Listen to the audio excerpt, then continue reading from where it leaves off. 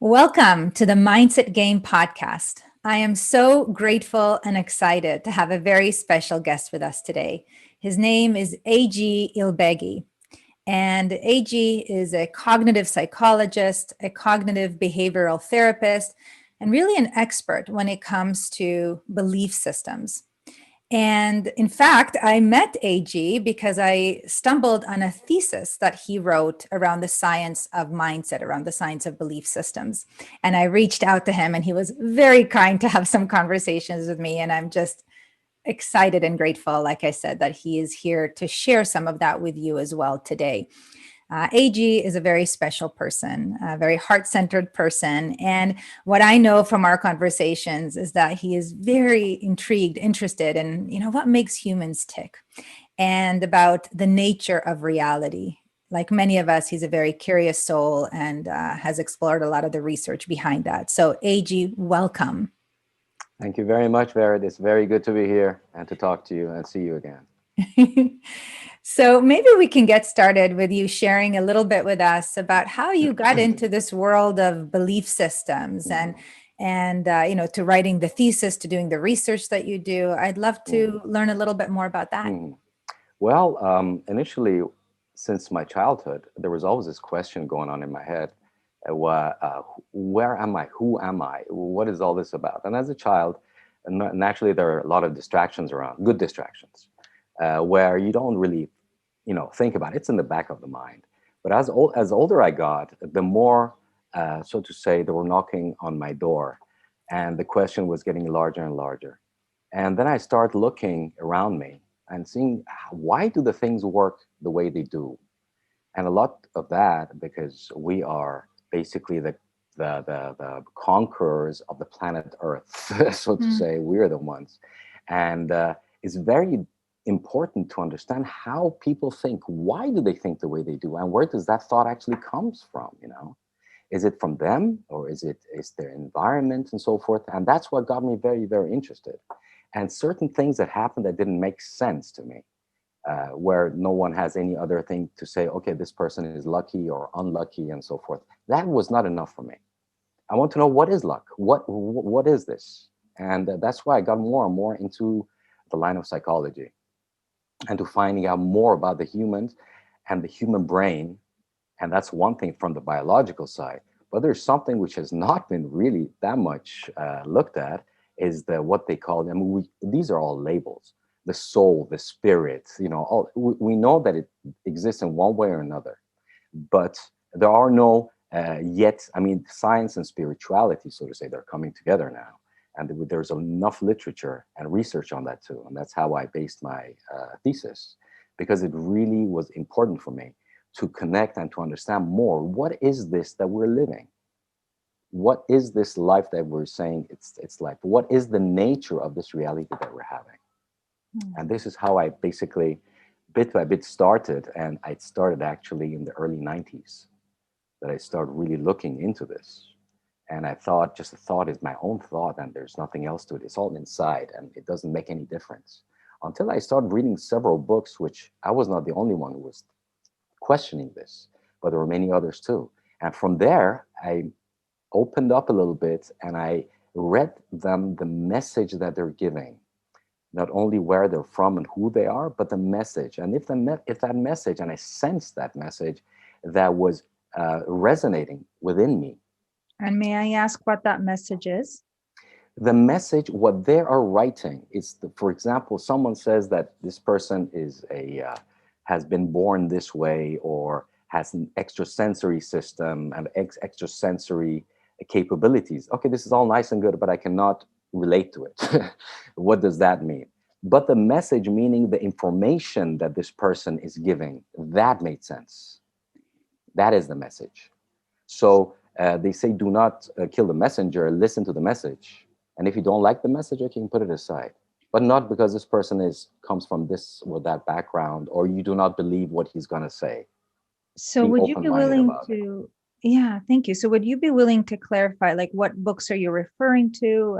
I'm trying to kind of pinpoint, what do you mean? Well, with this, for example, there was this book, very simple and an old lady actually wrote this. It was, excuse me, your life is waiting. Very simple. It's for a very average, simple person. And the way she was expressing it, it's that what you are thinking, you are giving out some sort of a information flow outside of you. And this information flow that you're giving outside, it's being replicated and sent back to you by the feedback that you're getting in your reality. Meaning, if you are constantly or chronically fearful and you're sending out this message, whatever you want to call it, again, this is just labeling, it doesn't stay only within you, it goes out. So, how does this relate to the research on belief systems? I would love to learn a little bit more of kind of the science behind what you're sharing, because we've all heard some things like that, the famous book, The Secret. But what is this really about? I mean, if you were to anchor it in the research that you've done, how do we know this is true? Well, the belief system as such is what is a belief actually? A belief is something that you think over and over and over and over and over. Did I say over? And over again. And it becomes, after all, it becomes a habit, so to say. It becomes a belief.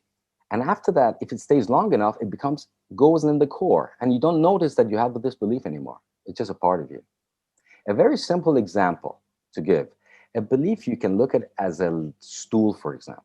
Look at a stool, which has 3 legs. With one leg, this stool, you cannot sit on it. With the second leg, you still have some kind of issue. But with the third one, you can actually use it, you can sit on it. So imagine somebody gets this information once to believe in, whatever information this is. Gets similar information the second time. And then the third time, then the belief is set. For example, I have heard that the Irish are very feisty and they like to fight all the time. This is something nonsense to say, to generalize. And then I hear it from another person too. Hey, actually, do you know that the Irish are so-and-so? And I hear it again from the third person. Already this has settled in me, hey, I have a point there. And I start believing that this is actually the truth without it even being the truth. And many times, I have to say, that a lot of beliefs that you have, it starts in your childhood because you're like a sponge. You basically take everything in. And the information that you get from your adults or from your environment, you get that within yourself. You take it in to be true. Or you respect someone, your uncle, your mother, your father, and they say, you know what? Life is a war. You have to fight for your right. So what you think, what you see, life, you begin to basically condition yourself bit by bit. And as a child, it happens much, much quicker than an adult. Then you see that life is actually fighting. Life is a war. And you begin to notice that in every single little detail around you, because by then, since you believe this is to be true, you see the evidence. You see it in the movies. You see it in politics. You see it in how people are fighting against each other to gain, to profit. And you say, hey, that's right. That's right. Life is a war. You are in war when you're in this life. So are you saying essentially that once you create a belief, once you have enough evidence that the stool is pretty steady, so to speak, then you start to see the world through that? Absolutely. The belief, in another way, saying are those spectacles that you're wearing, and that way you're seeing the world. There could be one situation that is happening in front of two different people, and they can get a complete different understanding of the situation because of their belief.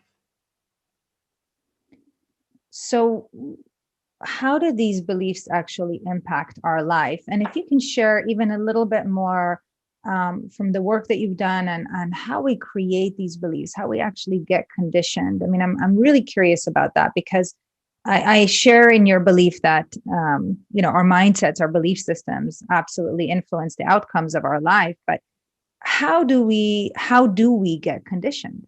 Mm-hmm. The conditioning actually is very, very closely connected to the belief. Whatever belief you have, it conditions you in that mode, in that line, so to say. I'll give you the best things is just not just talking about it, just giving examples where people can relate to this even better. I believe that women, as a person, not me, just a person believes from childhood that women want to take advantage of him, and you cannot trust them because the mother's like that, maybe, maybe the sister's like that. And as this male grows, that is already fully integrated in his views and in his beliefs. So any women that he notices, he sees that in them. So that's in a way a projection. But the weird thing that happens, he will get to know almost all his girlfriends will be those who want to take advantage of him. And that's the weird part of it. So what does that mean? That means your belief just does not stay within you. It also creates certain situations which is outside of you in this reality that you're seemingly experiencing. Yes. So it has a lot to do with that. Thank you for sharing that. And I remember Carl Jung said, perception is projection. And so if you perceive something to be true, if you expect it to be true, you kind of project that out, and that's what you see, so to speak. Right. And so do we have influence on the outcomes of our life, do you think? I mean, can we truly create the future that we want?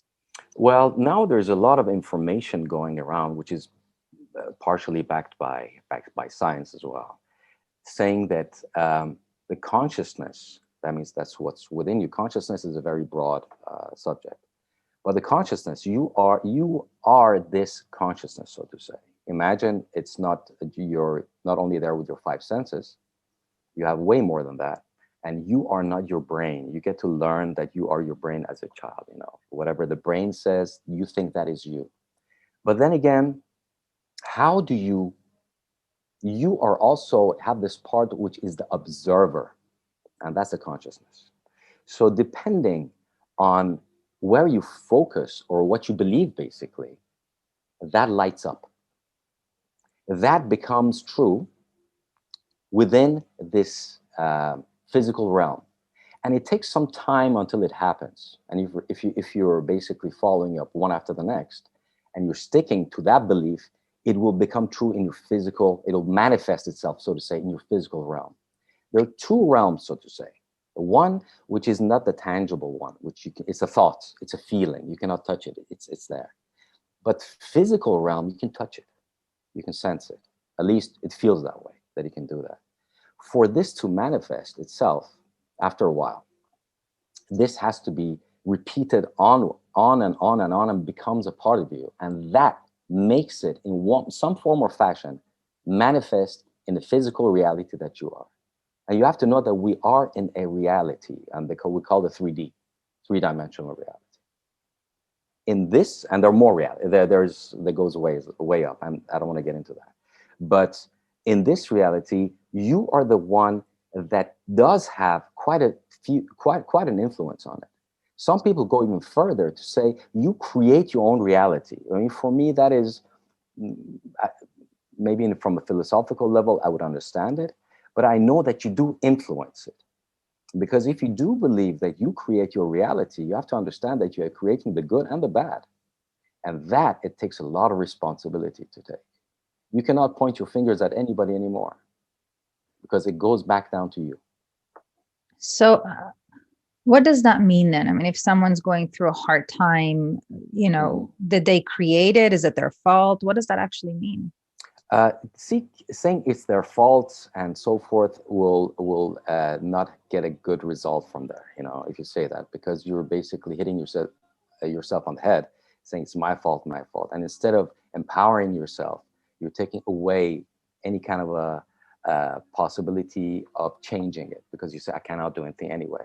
I'm a victim, and this is a circumstance, and it's the world, and it's this and that. You start pointing out fingers and so forth. But in some form or fashion, to be very blunt about this, yes. So, the reason I asked the question in that way is that's the way a lot of people think. They blame themselves, or as you said, they blame others. And I agree with you that the combination of our conscious and unconscious thoughts and emotions create our reality. There's no fault, because of course we're doing our best. And it is a very empowering. I'm sorry. The question is, are you doing really your best? You as not you, Barrett, but that's to understand. Are you doing really your best? Are you, if you're a kind person, are you kind to yourself? What are your thoughts that you're having within yourself? Are they empowering or are they destructive? Yes. I believe that at any moment we are doing the best. And if I'm not in a good state, then clearly I'm not going to be very compassionate with myself. But if I'm more coherent, if I'm in a better state, then of course I can make better decisions. But I do believe that in the moment, people do the best that they can in the state that they're in and the resources that they have. And what that Mm-hmm. means is when we look back, we can perceive how we could have seen the situation differently, how we could have behaved differently, and that's Right. empowering because we can change moving forward. But there is a certain level of forgiveness, I think, that we Mm-hmm. must give to ourselves and others. Mm-hmm. Mm-hmm. And so, what do you think is really important for our listeners to know if they're in a place of kind of a dip, if you will, and how they feel? Maybe things are not going right. Mm-hmm. Maybe there's a lot of self-blame or other blame. Mm-hmm. What would you say to those individuals, from your training to help them to feel better, to feel more ease? Mm-hmm. Well, one thing that you said, which was important before, it's if you're in a position to be able to reflect, that's already a great positive sign because you're reflecting, why did this happen? Did I have anything to do with this? Could I have done something better? You're saying, could I, not could he or she could have done something better. You're talking about could I have done something better? That's already a good step ahead. Okay. And then while you're learning from that, and we're always evolving, you know, as Einstein said, we basically life starts and ends always with knowledge. You have to have this knowledge, so to say. It begins and ends. There is no thing about I'm getting too old and this is all and that's it. That's your choice if you want to do, if you want to look that way. Nobody pushes you to say what is right or what is wrong. It's up to you. And if you would like to find a way for it, there's enough information and literature for this. So if you're in this dark place, okay, and you believe that you have done, especially the American audience, the Americans are very so you say it's the person that has to do something. They blame themselves. They have to do the action. They have to do whatever has happened. Maybe it is their own fault, which is all right. But when you're down there, if you have done everything, be honest to yourself, that is possible in that moment to do, then you can take a step back. But if there's something that you need to do still, go ahead, do that. But after you're done, by thinking about it and blaming yourself and getting worried about it constantly, that will just hold you back. So it's somehow to get away or cutting the pattern of thoughts. And that's where self-awareness comes in. When you're thinking, you're always thinking, you're in a thinking mode and have an internal dialogue. Everybody has that. Healthy person have that all the way. Now, are you aware of these communications? That's the question. To be aware of this communication, you need to have a third part, which you do have, but maybe have forgotten. That is where you are monitoring your thought. You are the observer, you're monitoring it. Like two kids that are in the back of the car that they're talking to each other, la, la, la, la, la, and you tell them, okay, kids, please relax. You do this, you do that, and see how it goes for you. Imagine nobody would say that. They would probably burn the car down. So that's how the thoughts are also are. And if you're conditioned, then it's very clear in which thought pattern you're going. When certain situations, you're in certain situations, certain events, which is similar to the ones that you've had before, and they were painful, you're already expecting in some level the pain. And it comes, and it does come, okay? And you're afraid of it. And what you're saying, I don't want to be afraid, I don't want to think about it, I don't want to think about it.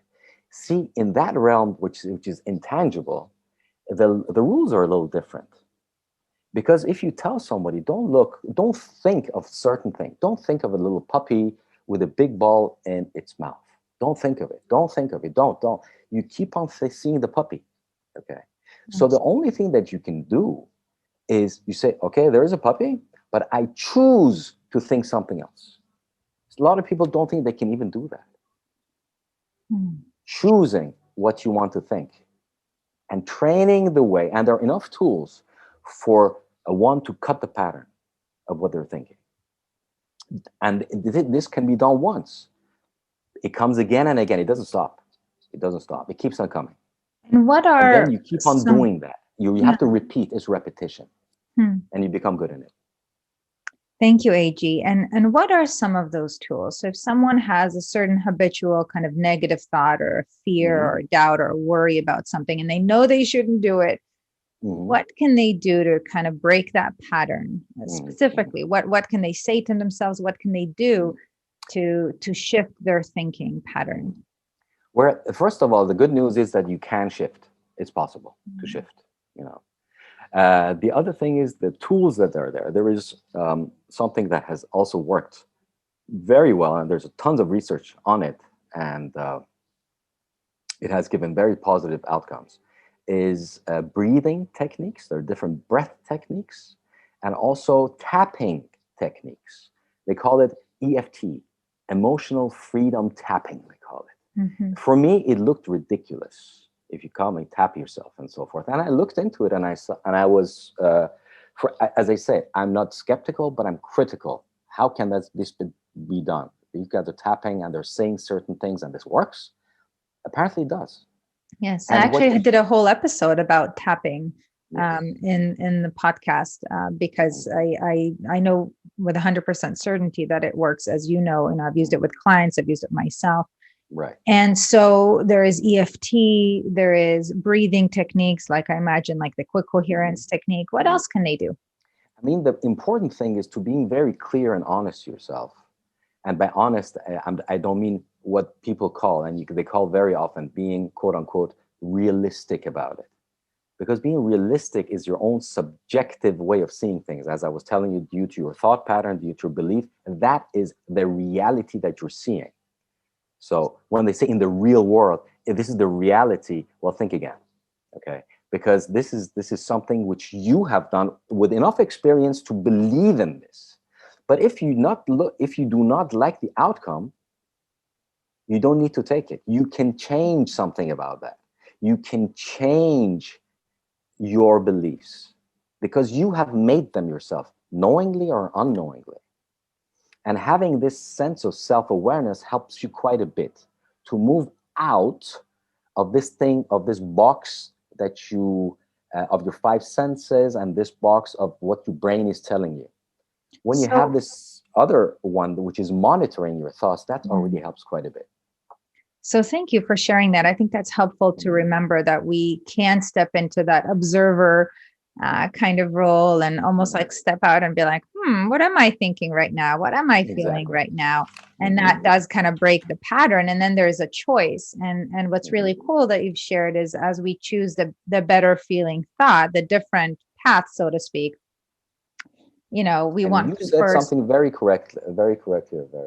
You didn't say just about thinking. You said what you're feeling. That there are two different things: thinking and feeling. Okay, and that's the thing where we can talk. A lot of people think about positive thinking, and I'm thinking positive. Well, good for you.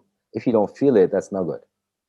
So how to feel positive is the feeling, and you cannot monitor every single one of your thoughts. Sometimes, basically, you're on your own, and you sense something, and you're like, what was that? You have to see first which part of your body were you sensing this. We have an incredible organism. It's incredible. We know very little about it, and very little about the brain too, by the way, and we're getting there slowly, bit by bit. But it is the feeling that shoots up and tells you, wait a minute, why am I feeling this way? I went here and I felt this, and so forth. So you look back to it. This reminded me of this and that situation. This reminded me of that, and I have them in category. The feeling is the same. So you put it right there. So where did this feeling actually come from? And you go back, a lot of times it's from a belief that you have had, which does not serve you anymore. And by the way, that belief was never yours. You saw it on TV, you got it from your environment, your mother, your father, your uncle, your friends at school, as you were a teenager, as you were in like primary school, and that stuck into you. And as I said, it became a core belief, so you cannot sense that you actually believe that until you see it, until you shed light on it. So I love that you're sharing this, because what it tells us is any times we experience some distress, either in the moment or afterwards, as we look back, what we want to do is kind of focus on the emotions that we felt, right? The organ of our heart, and be, okay, what was I feeling? And if it's something that didn't feel good, then to say, okay, what was I thinking? And then that tells us a little bit about perhaps the underlying belief, because that thought that created the feeling is rooted in some mindset, in some belief system. That's correct. And I love that kind of curiosity to it, because then we can be like little explorers, if you will, Absolutely. and be like, what, I just felt that. What was that about? What was I just thinking? And then we can start to uncover. And I do believe that understanding is power. And once we understand some of these thought patterns that, as you said, we didn't necessarily choose consciously, right? We just kind of adopted sometimes when we didn't know better. Then we can uncover what those are and be more empowered to shift them, because we can't shift it when we don't know it. So I love how you said to kind of tune into the sense or the feeling, whether it's in our body or in our emotions. So that is correct. Yeah. So what can people do, like in those times of distress? So, and again, I'm looking, for even more of those kind of science-backed tools, if you will, that you use perhaps with your clients, with your patients. What do you know that really helps? Well, it's different, which I also told you earlier. It's not a one size fits all. That's not the thing. Everybody takes a little differently. And what I also say, depending of who it is, I mean, it doesn't matter who it is.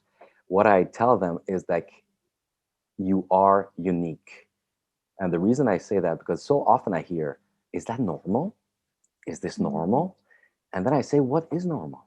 Normal is what basically community or some kind of a belief of groups that's saying this is normal. What is normal in the United States may not be very normal in Europe or in Africa, It may be very different.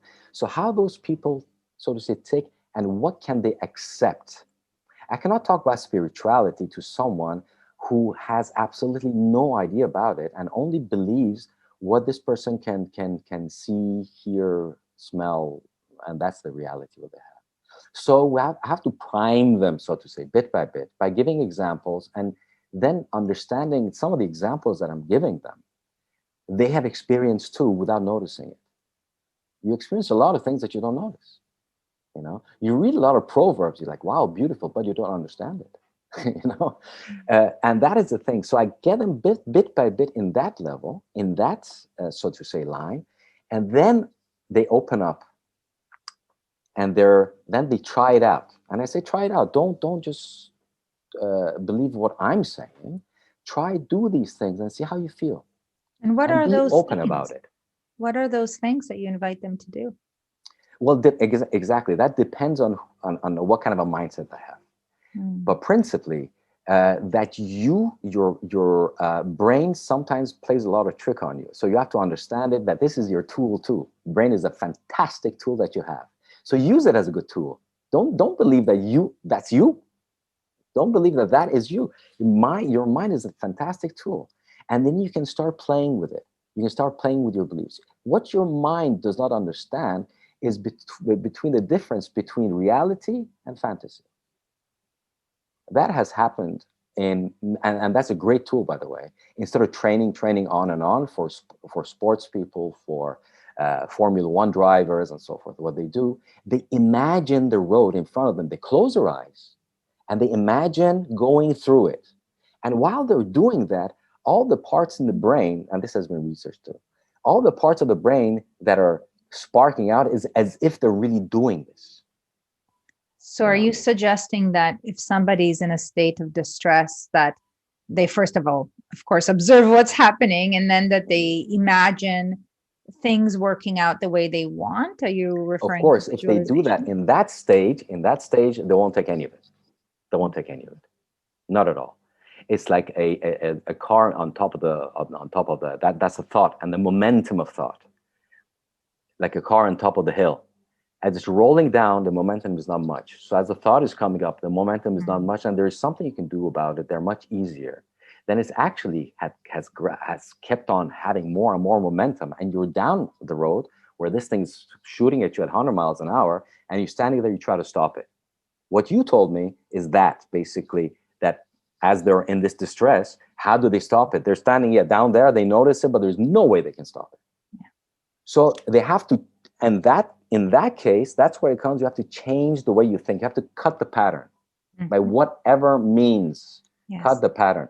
Go and to one sleep. of the great ways, and one of the great ways that our listeners know to cut the pattern, first of all, is the quick coherence technique. That they've been trained on in one of the episodes, because I agree with you in that incoherent state, when the momentum is going and there's all that stress in the body, it's hard to imagine a better reality. It's hard to see the cup half full because we're inhibited neurologically. And so when we're able to break the pattern by essentially kind of pausing, and as you said, tuning into how are we feeling, perhaps what were we thinking, then and only then can we start to change our thinking down a different neural pathway. And I agree with you that things like imagination, visualization work really well to prepare for those situations. So if I know that I'm going into something that can cause distress, I can imagine the way that I want it. And then in that moment, I'm much more likely to access that kind of more compassionate path, whether it's, less judgmental of ourselves or others. So this has been extraordinary, AG, because I believe that there are a lot of things that have been said today that people are kind of wondering. Some people may have been formally trained in, most people haven't. This might be brand new to some people listening. And so I thank you for, bringing this to light and reminding us that in times of distress, first and foremost, we got to, as we said, break the pattern, notice what's happening, give ourselves a whole lot of love because we're always doing our best. And then, of course, to notice what those mindsets are that created that situation in the first place, or at least a perception. And of course, to shift those thoughts moving forward. As you said, repetition. Repetition is very important. And what you said was also very nice, but that does not work with many people, because when you give yourself a lot of love, when you don't love yourself at all in certain situations. So you got to go step by step. With some people that have that sense and that feeling, they can always tap into it. Those who don't, they have to go one step at a time. And the first thing is to cut the pattern. How can they cut the pattern? Because they're constantly telling themselves that it doesn't work. I've done it before, it doesn't work. So try, if it's important, then try different ways. There's always enough literature, enough people, enough information to help you out.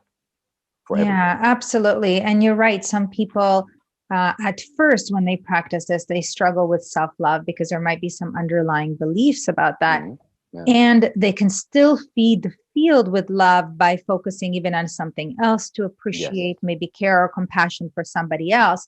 So that frequency of love is still being sent out. And over time, as they do that, they feel less stress in their body, and they're much more likely to be able to access self-love. I like how you said frequency. Yes, that's correct. All feelings have frequencies. Yes. So how can people learn even more about your work, about you?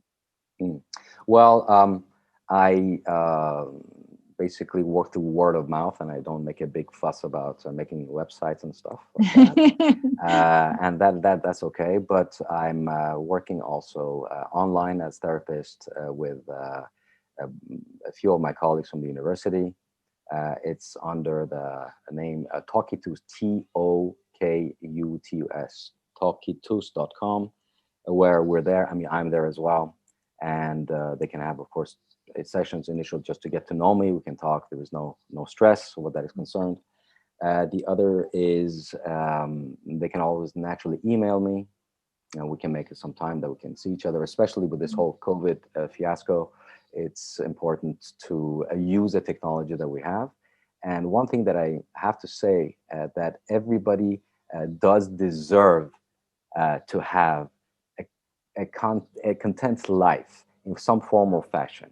And everybody not only deserves, they can have that if they willing to have that. But they have to know, of course, nobody likes to hurt themselves consciously. But they don't know what these thought patterns are. And when they find that out, they get to see a new version of themselves bit by bit. they see that, and they see how they're handling, how they're dealing with their life, how they're dealing with every little thing changes. Just by that, because you are changing. You're not only changing, you're evolving. Let's put it that way. Well, thank you for ending with that. I got goosebumps all over my body when you shared that. I'm in agreement. We all deserve to feel that sense of contentment in our heart, Yes. And regardless of what we do or don't do. And not to get too involved with what's happening in their outside realm. Not to get too, because sometimes when it's like that, they're responding to what they're seeing. They're reacting, okay? And that could be like basically a spiral going down. That's right. If it's not going well. We need to remember to see it the way we want it and focus on what's possible. And of course, to allow ourselves to be in a state of gratitude and appreciation for whatever is, the good, so to speak, in our life. Yeah. And we all have that. Yeah. So thank you, AG. You're welcome. That's right. You're very welcome, Barry. Thank you.